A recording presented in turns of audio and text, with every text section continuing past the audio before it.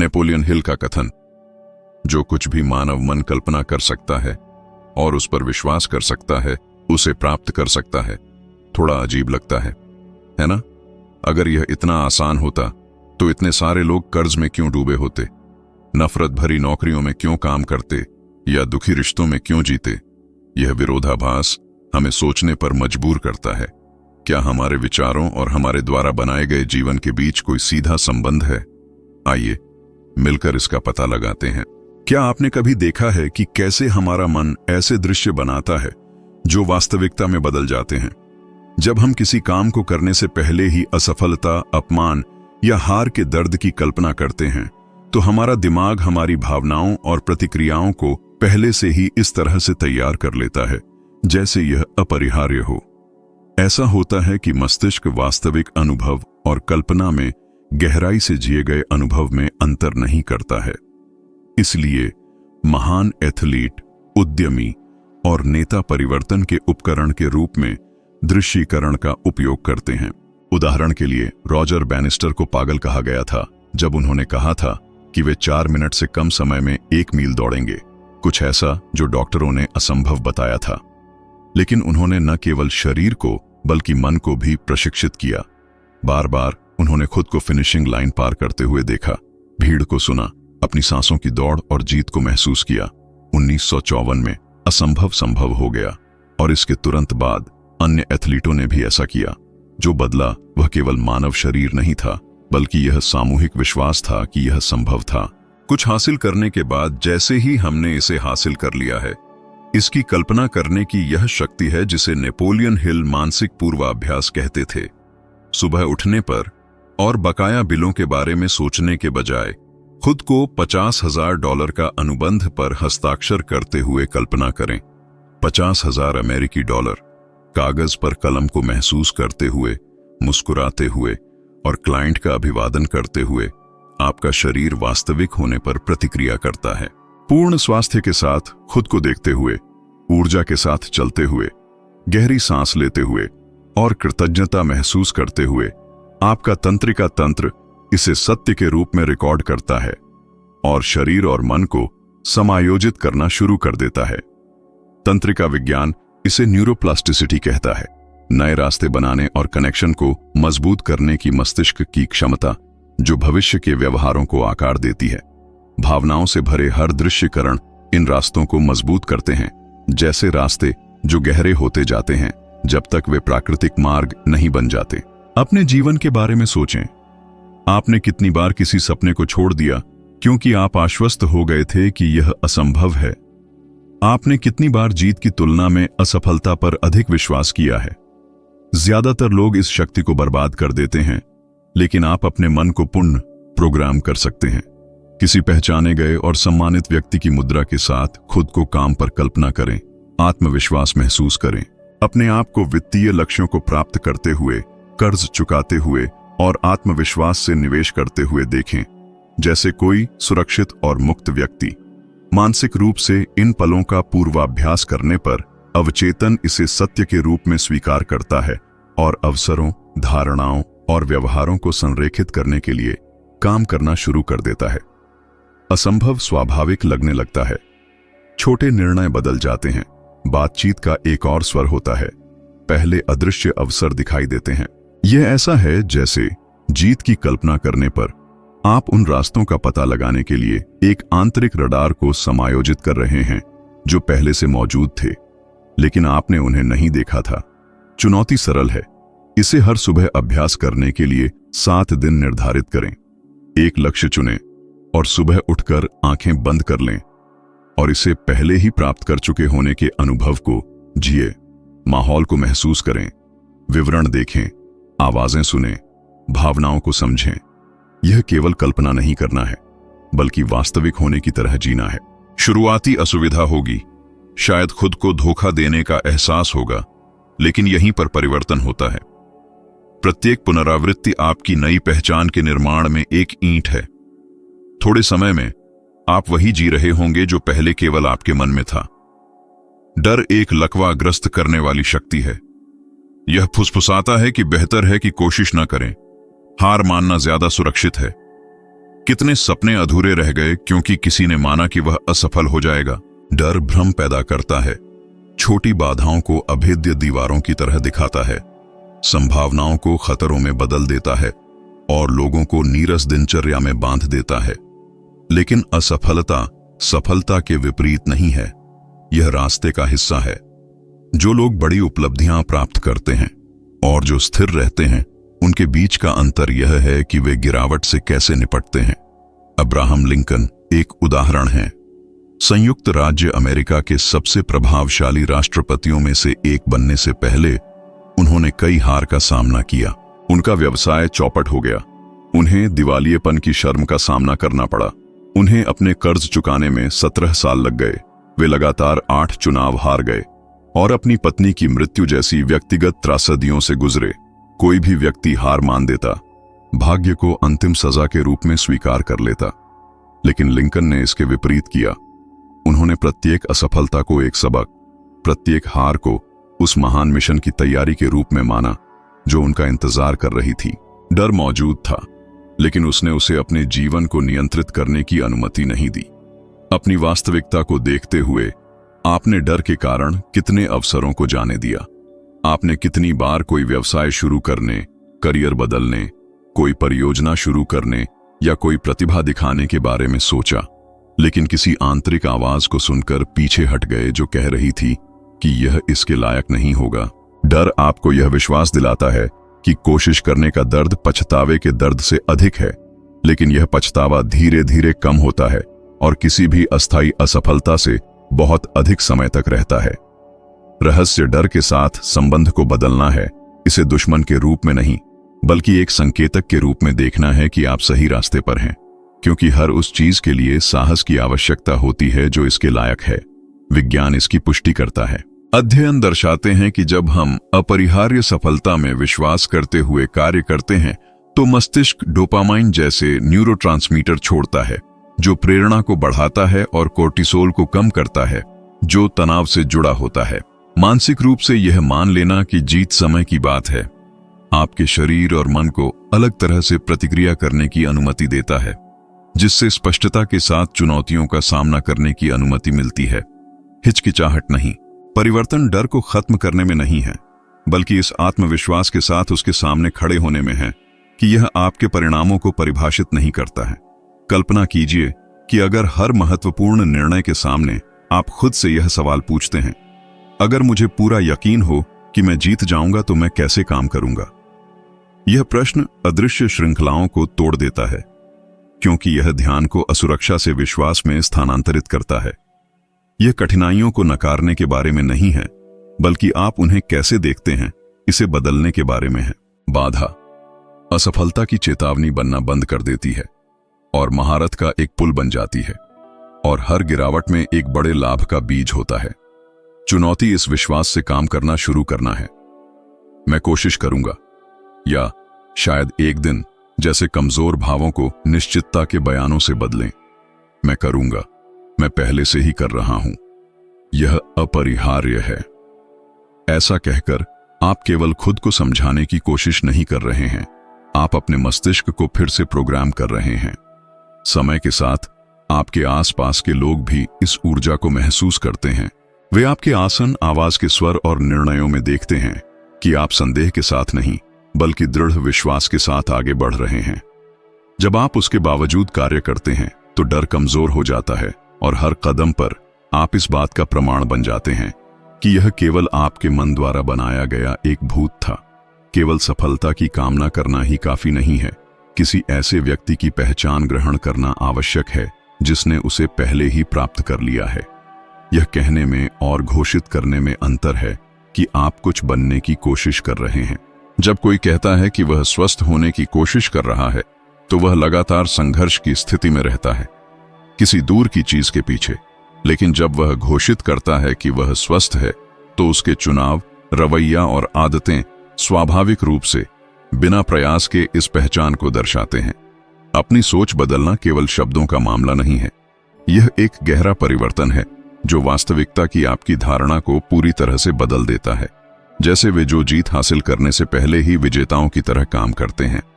एक प्रसिद्ध उदाहरण जॉन एफ कैनेडी और अंतरिक्ष दौड़ है। जब संयुक्त राज्य अमेरिका सोवियत संघ से पीछे था तो कैनेडी ने यह नहीं कहा कि वे चांद तक पहुंचने की कोशिश करेंगे। उन्होंने आत्मविश्वास से घोषित किया कि अमेरिका उस दशक में चांद पर पहुंचेगा, आसानी से नहीं बल्कि कठिनाई से। यह केवल एक राजनीतिक वादा नहीं था, यह राष्ट्रीय पहचान का एक दावा था।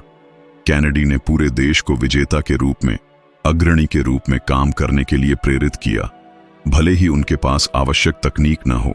इस सामूहिक पहचान ने वैज्ञानिकों, इंजीनियरों और नागरिकों को अपनी क्षमता में विश्वास करने के लिए प्रेरित किया, जिससे ऐसी उपलब्धियां तेज हुईं जो असंभव लग रही थीं। नेपोलियन हिल ने भी इस परिवर्तन का अनुभव किया। जब एंड्रयू कार्नेगी ने उन्हें सफलता के दर्शन के अध्ययन और रिकॉर्डिंग के लिए दशकों तक समर्पित करने की चुनौती दी, तो हिल एक प्रसिद्ध लेखक नहीं थे, न ही उनके पास महत्वपूर्ण प्रकाशन थे, लेकिन उन्होंने एक बड़े उद्देश्य के प्रवक्ता की पहचान ग्रहण करते हुए चुनौती स्वीकार कर ली। बाहरी साक्ष्यों के बिना उन्होंने खुद को किसी ऐसे व्यक्ति के रूप में स्थापित किया जिसका उद्देश्य दुनिया के साथ धन और व्यक्तिगत उपलब्धि के लिए एक मार्गदर्शिका साझा करना था। इस पहचान ने उन्हें सबसे कठिन समय में गरीबी, आलोचना और अविश्वास का सामना करने में मदद की।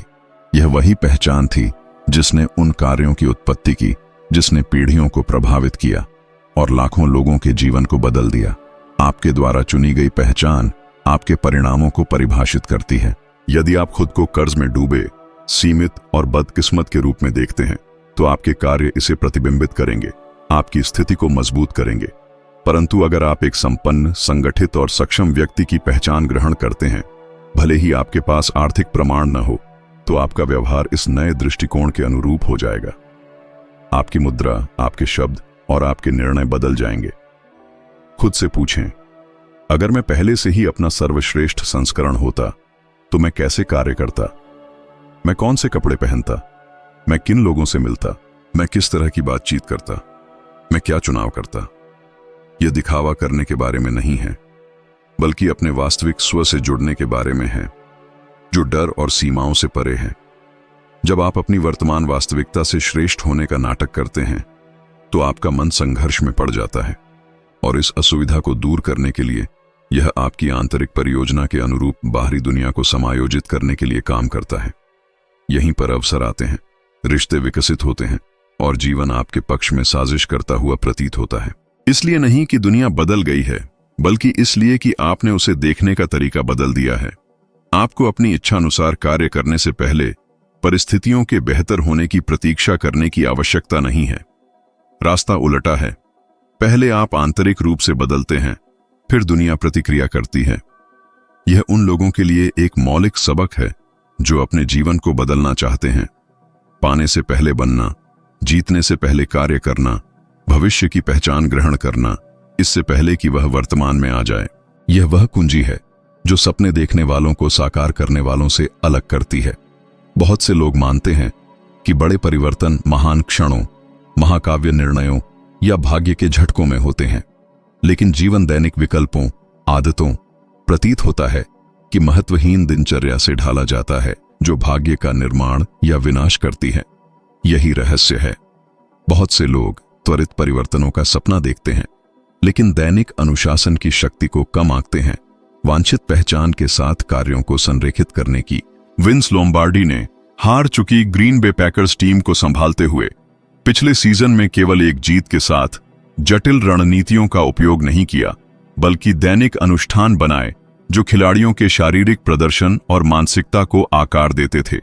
दिनचर्या का हर विवरण, प्रशिक्षण से लेकर मैदान के बाहर की उपस्थिति तक, इस तरह से डिजाइन किया गया था कि वे जीतने से बहुत पहले चैंपियन बन जाएं। परिणाम प्रभावशाली था। कुछ ही वर्षों में अविश्वसनीय टीम अमेरिकी फुटबॉल की सबसे बड़ी शक्तियों में से एक बन गई। यह सिद्धांत जीवन के किसी भी क्षेत्र पर लागू होता है।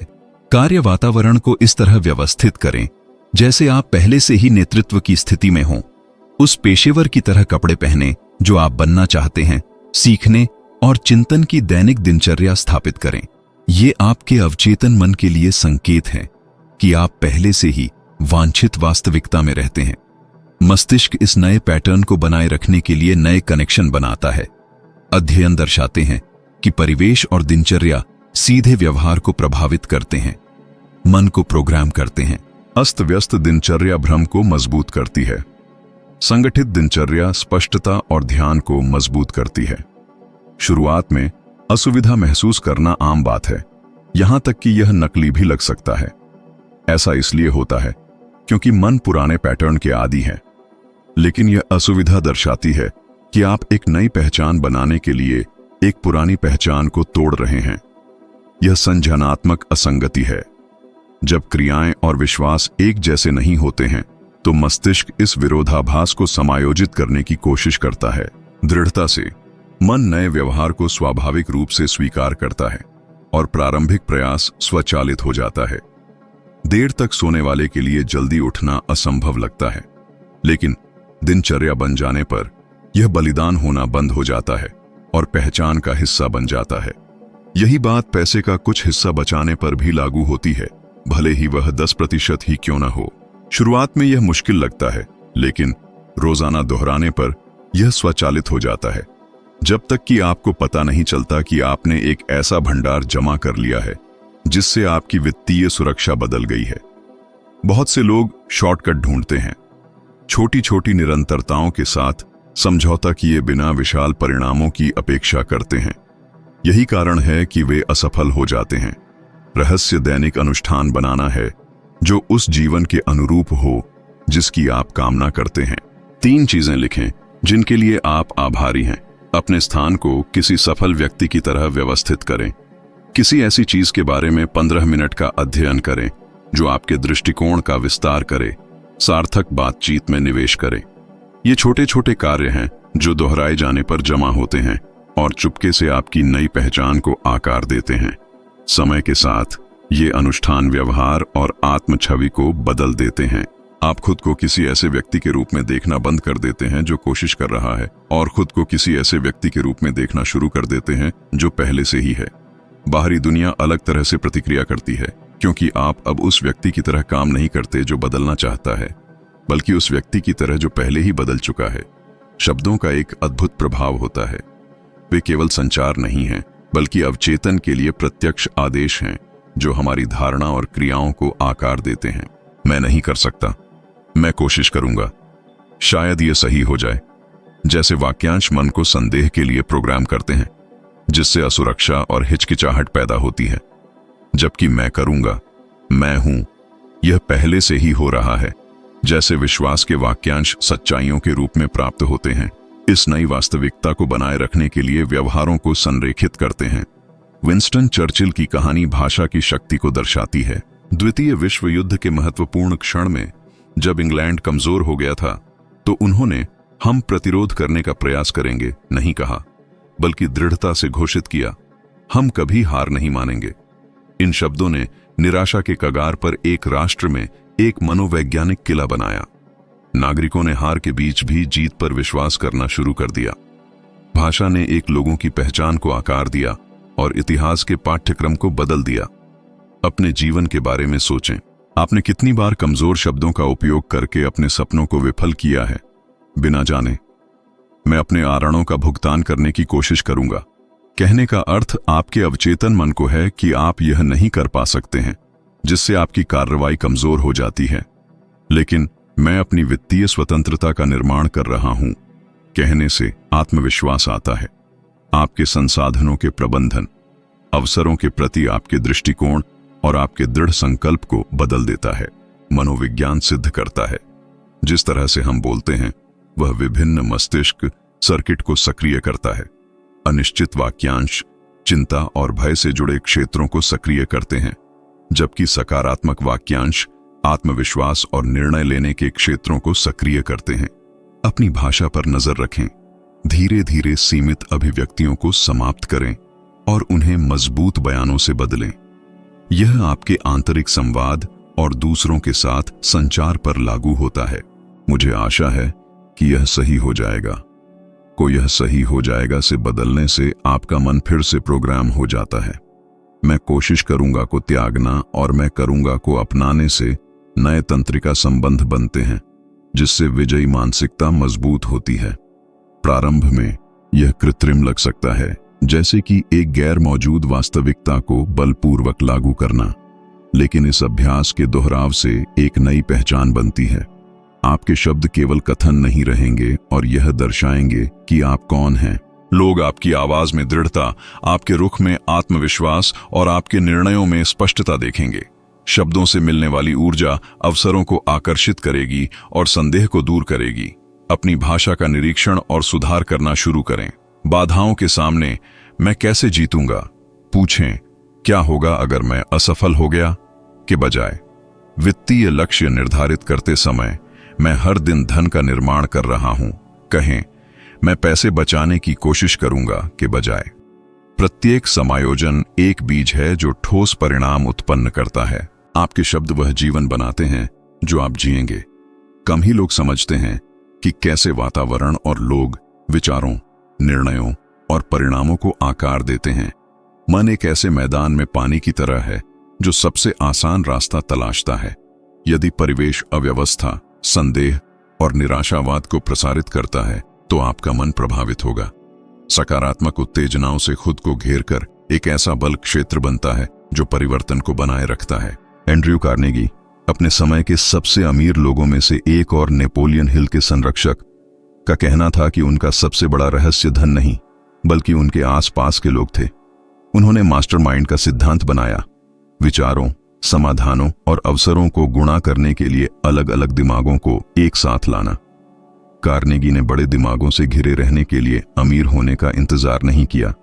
उन्होंने ऐसा अपनी यात्रा के दौरान किया जब वातावरण उनके सपने को नहीं दर्शाता था। पहचान उपलब्धि से पहले आती है। अपने सामाजिक दायरे को देखें। इन लोगों की राय, आदतें और मानसिकता यह परिभाषित करती हैं कि आप क्या संभव मानते हैं। अध्ययन दर्शाते हैं कि हमारी आय, स्वास्थ्य और खुशी 5 सबसे करीबी लोगों के औसत के करीब होती है। आप क्षमता की कमी से नहीं बल्कि वातावरण से सीमित हो सकते हैं। वे कौन लोग हैं जो आपके दिनों को सबसे अधिक प्रभावित करते हैं? क्या वे आपके भविष्य के दृष्टिकोण को मजबूत करते हैं या कमी और सीमा के पैटर्न को दोहराते हैं?